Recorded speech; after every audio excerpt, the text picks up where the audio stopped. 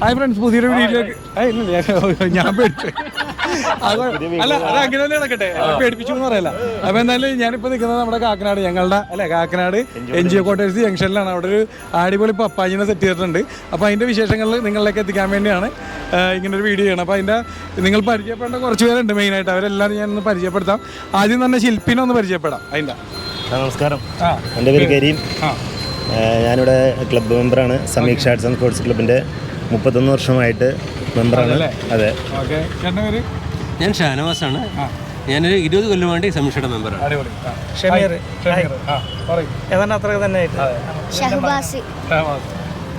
എൻ്റെ പേര് ഹരീഷ് എന്നാണ്. ഞാൻ ക്ലബിൻ്റെ മെമ്പർ കൂടാതെ ഈ പ്രോഗ്രാം കമ്മിറ്റിയുടെ കൺവീനർ കൂടെയാണ്. എൻ്റെ ഒരു മനോജ്, ഞാനും ഈ ക്ലബ്ബ് മെമ്പറാണ്. ഈ തുടക്കം മുതൽ ഇതിൽ തന്നെ സഹകരിക്കുന്ന ആളാണ്. എൻ്റെ പേര് ലാഫി. നമ്മൾ തുടക്കം മുതൽ ക്ലബ്ബ് ആരംഭിച്ചപ്പോൾ മുതൽ നമ്മളുള്ളതാണ്. ഇപ്പോൾ ക്ലബിൻ്റെ പ്രസിഡൻ്റായിട്ട് പ്രവർത്തിക്കുന്നു. രാജേഷ്, കുറേ കൊല്ലമായിട്ട് വരെ ഇവിടെ എത്തി. എൻ്റെ പേര് രാജു. ഞാൻ ക്ലബിൻ്റെ വൈസ് പ്രസിഡൻ്റാണ്. ഞാൻ എല്ലാ കാര്യത്തിലും സഹകരിച്ചു പോകുന്ന ഒരാളാണ് ക്ലബിൽ. സെയ്തു എക്സിക്യൂട്ടീവ് മെമ്പറാണ് ക്ലബിൻ്റെ. അപ്പോൾ ഇനി നമുക്കറിയണ്ടേ, നമ്മുടെ കാണികൾക്ക് ഇത്രയും വലിയൊരു പപ്പാഞ്ഞി ഇവിടെ ആദ്യമായിട്ടാണ് ഇങ്ങനെ നിങ്ങളെല്ലാവരും കൂടി ഒരുക്കി തന്നേക്കണം അല്ലേ? ഇത്രയും വലുത് ആദ്യമായിട്ടാണ്. അപ്പോൾ ഞാൻ ചോദിക്കേണ്ടത് എത്ര അടി ഹൈറ്റ് ഉണ്ട്? 40 അടി. അപ്പോൾ ആദ്യം തന്നെ ഒരു കാര്യം പറഞ്ഞാണ്, ഇവർക്കും ഇവിടെ കൂടിച്ചേരാത്ത കുറേ പേര് മെമ്പേഴ്സ് ഉണ്ട്. എല്ലാവരും അപ്പോൾ ഞാൻ പറഞ്ഞത് എൻ്റെ പേരിലും കാണികളുടെ പേരിലും ആദ്യം തന്നെ ഒരു നന്ദി അറിയിക്കുകയാണ്. കാരണം ഇത്രയും വലിയൊരു സാന്ത്വനം ഇവിടെ റെഡിയാക്കി വെച്ചേക്കണല്ലേ ഞങ്ങൾക്ക് എല്ലാവർക്കും കാണാനും. ഇനി 31-ാം തീയതി എന്താ പ്ലാൻ? 31-ാം തീയതിയാണ് ഒരു കലാസദ്യ ഉണ്ട്. FM സ്റ്റേഷനായിട്ട് ജോയിൻ്റ് ആയിട്ട് ഞങ്ങളൊരു ഫോക്ക് പരിപാടി. അവരെ എന്താണ് പപ്പാഞ്ഞി കത്തിക്കുന്നതിൻ്റെ കലാസന്ധ്യ കഴിഞ്ഞ ശേഷം രാത്രി 12 മണിക്കാണ്. ഇവരുടെ നമ്പർ നമ്മുടെ ഡിസ്ക്രിപ്ഷനിൽ കൊടുക്കേണ്ടി. ഇവര് കൂപ്പണൊക്കെ അടിച്ചിറക്കിയിട്ടുണ്ട്, ഞാൻ കാണിച്ചത് ഈ കാണാനാണ്.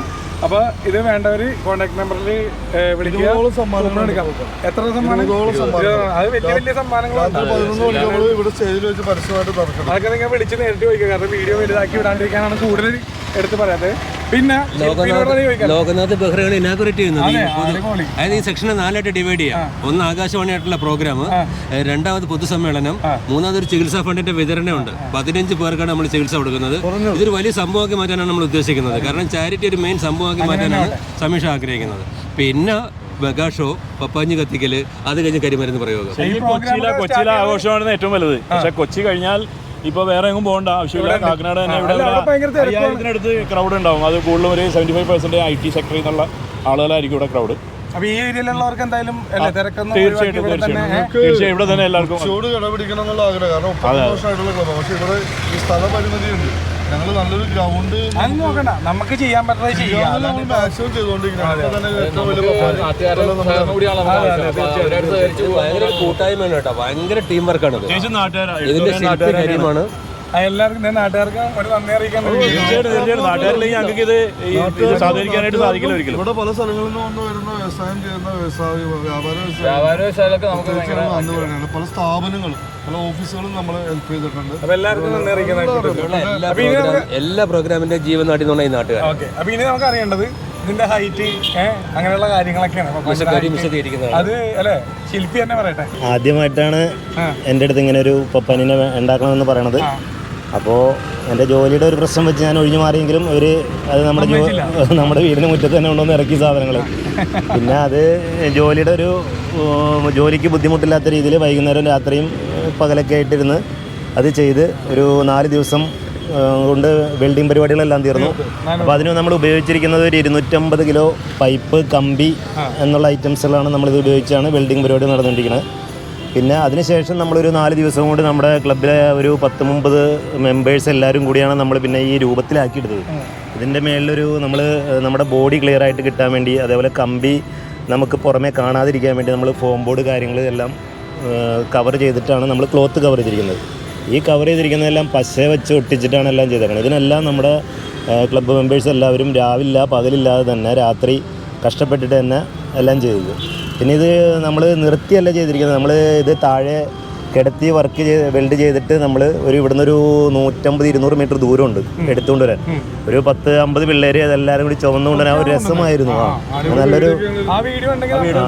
നല്ലൊരു രസമായിരുന്നു ആ കൊണ്ടുവരൽ തന്നെ. അത്രയും പിള്ളേര് എല്ലാം കൊണ്ടുവന്ന് നമ്മുടെ ബസ് സ്റ്റോപ്പിൻ്റെ പുറകിലിട്ട് അത് കഴിഞ്ഞിട്ടാണ് നമ്മൾ പിറ്റേന്ന് ശനി ഞായർ നമ്മൾ വർക്ക് തുടങ്ങി. അതോടുകൂടി അങ്ങനെ ഒരു വർക്ക് തീർന്നു. അവസാനം ഇവിടെ കൊണ്ടുവന്ന് നമുക്കിത് പൊക്കാനുള്ള ബുദ്ധിമുട്ടാണ് പിന്നെ വന്നത്. JCBക്ക് പൊങ്ങില്ല, അത്ര ഹൈറ്റ് ഉള്ളതുകൊണ്ട്. 40 അടി ഹൈറ്റ് ഉണ്ട്. അതേപോലെ നമ്മൾക്ക് ഉപയോഗിച്ചിരിക്കുന്നത് 150 മീറ്ററോളം ക്ലോത്ത് യൂസ് ചെയ്തിട്ടുണ്ട്. അതേപോലെ 150 മീറ്റർ നമ്മൾ ഇതിൽ പോളിഫോം യൂസ് ചെയ്തിട്ടുണ്ട്.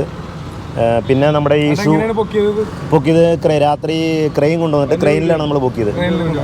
ക്രെയിനിലാണ് നമ്മൾ പൊക്കിയതല്ല. പിന്നെ നമുക്ക് തലയുണ്ടാക്കിയത് നമ്മൾ ഫൈബറിലാണ് ചെയ്തിരിക്കുന്നത്. അത് നമ്മുടെ ഒരു 5.5 അടി ഹൈറ്റ് വരെ തലക്കുണ്ട്. അതേപോലെ ഒരു 3.5 അടി വീതി ഉള്ളൊരു തലയാണത്. ഫൈബറിലാണ് ചെയ്തിരിക്കുന്നത്. കൂടാതെ ഷൂ ചെയ്തിരിക്കുന്നത് നമ്മുടെ ഫോം ബോർഡിലാണ്. ഒരു 4 അടി നീളവും 3 അടി ഹൈറ്റുമാണ് നമ്മുടെ ഷൂവിനുള്ളത്. അത് നമ്മൾ ഫോം ബോർഡിലാണ് ചെയ്തിരിക്കുന്നത്. ഇത്രയും കാര്യങ്ങളാണ്. അപ്പോൾ എന്തായാലും നിങ്ങൾക്ക് അറിയേണ്ട കാര്യങ്ങൾ ശില്പി നല്ല വ്യക്തമായിട്ട് തന്നെ പറഞ്ഞു തന്നു. ഞാൻ ആഗ്രഹിച്ചാലും കൂടുതൽ നല്ലോണം. പിന്നെ ഇവരിടക്ക് പറയണ്ടായിരുന്നു വലിയ വലിയ ആൾക്കാരൊക്കെയാണ് ഇതിൻ്റെ ഇനോഗ്രേഷനും മറ്റേക്ക. ആ കൂട്ടത്തിൽ ഈ ഒരു ചെറിയ ചാനലും കൂടി ചേർന്ന് അതിൽ സന്തോഷം ഉണ്ടാകും.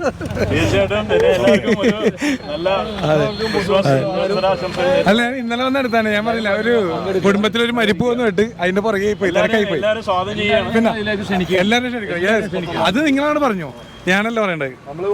നടക്കുന്ന പരിപാടി, അതായത് ഈ 31-ാം തീയതി 4 മണിക്കാണ് നമ്മുടെ പരിപാടി ആരംഭിക്കുന്നത്. കൊച്ചിൻ FM റേഡിയോ സ്റ്റേഷനുമായിട്ട് സംയുക്തമായിട്ട് പഴയകാല കലാരൂപങ്ങളെ ഓർമ്മപ്പെടുത്തുന്നതിന് വേണ്ടി ചെറിയൊരു ഫോക്ക് ഫ്യൂഷൻ എന്ന് പറഞ്ഞ പേരിൽ കൊച്ചിൻ ഭീഷ്മയുടെ നേതൃത്വത്തിൽ ഒരു പരിപാടി ഇവിടെ നടക്കുന്നുണ്ട് എഞ്ചക്കോട് ജംഗ്ഷനിൽ തന്നെ. അത് 4 to 7 ആണ്. 7 മണി തൊട്ട് 8 മണി വരെ നമുക്ക് പൊതുസമ്മേളനമാണ്. പൊതുസമ്മേളനത്തിൻ്റെ ഉദ്ഘാടനം നേരത്തെ പറഞ്ഞ പോലെ തന്നെ നമ്മുടെ ഇപ്പോഴത്തെ കൊച്ചി മെട്രോയുടെ MD ആയിട്ടുള്ള നമ്മുടെ ലോക്നാഥ് ബെഹ്റ IPS സാറും അതുപോലെ തന്നെ ചികിത്സാ ഫണ്ട് ഇപ്പോൾ ആദ്യം സൂചിപ്പിച്ച പോലെ തന്നെ നമ്മൾ ഈ വാർഷികത്തോടനുബന്ധിച്ച് ഇത് 31-ാം വാർഷികത്തോടനുബന്ധിച്ച് കുറഞ്ഞതൊരു 15 പേർക്കെങ്കിലും ഒരു ചികിത്സാ ഫണ്ട് ഞങ്ങൾ കൊടുക്കുന്നുണ്ട്.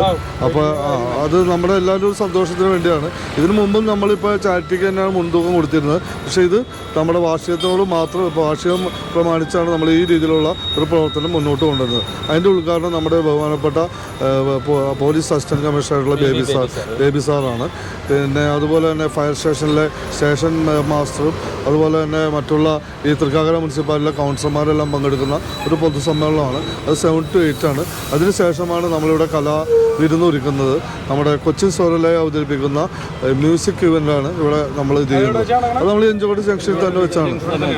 വളരെ നമ്മൾ ഈ എഞ്ചക്കോട് ജംഗ്ഷൻ കണ്ടതിന് ഏറ്റവും നല്ലൊരു ശബ്ദ ക്രമീകരണത്തിലൂടെയാണ് നമ്മൾ ഈ പരിപാടി ഇവിടെ അവതരിപ്പിക്കാൻ പോകുന്നത്. അതിനോടൊപ്പം ഡാൻസും മറ്റുള്ള കലാപരിപാടികളും ഇവിടെ നടക്കുന്നുണ്ട്. അതിനുശേഷം കറക്റ്റ് 12 മണിക്ക് നമ്മളിവിടെ പപ്പാനിക്ക് തീ കൊളുത്തും. കറക്റ്റ് 12 മണിക്ക്. അതിനോടനുബന്ധിച്ച് തന്നെ കരിമരുന്ന് പ്രയോഗം നല്ല ഈ ഗ്രൗണ്ടിൽ ഉൾക്കൊള്ളാവുന്ന രീതിയിലുള്ള കരിമരുന്ന് പ്രയോഗം നമ്മൾ നടത്തുന്നുണ്ട്. അപ്പോൾ എല്ലാ കലാപ്രേമികളെയും അതുപോലെ തന്നെ എല്ലാ ജനങ്ങളെയും ഞങ്ങളുടെ സമീക്ഷ ആർട്സ് ആൻഡ് സ്പോർട്സ് ക്ലബ്ബ് ഈ എഞ്ചക്കോട്ടെ മൈതാനത്ത് സമീക്ഷയുടെ ഗ്രൗണ്ടിലേക്ക് എല്ലാവരും ഹാർദവമായി സ്വാഗതം ചെയ്യുകയാണ്. എല്ലാവർക്കും പുതുവത്സര ആശംസകൾ നേരുന്നു.